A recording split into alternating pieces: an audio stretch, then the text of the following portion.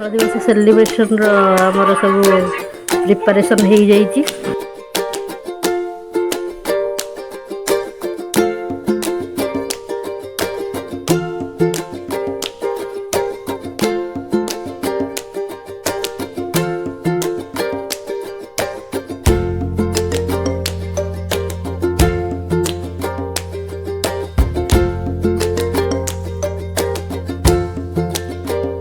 ଏଥିରେ ସବୁ ଅଛି ଶାଗ ଭଜା, କଲରା ଭଜା, ପୋଇରାଇ, ଟମାଟୋ ବାଇଗଣ ଚକଡ଼ା, ଆଉ ଗୋଟେ ଏଠି କ'ଣ ଆସିଗଲାଣି ଆଇଟମ୍।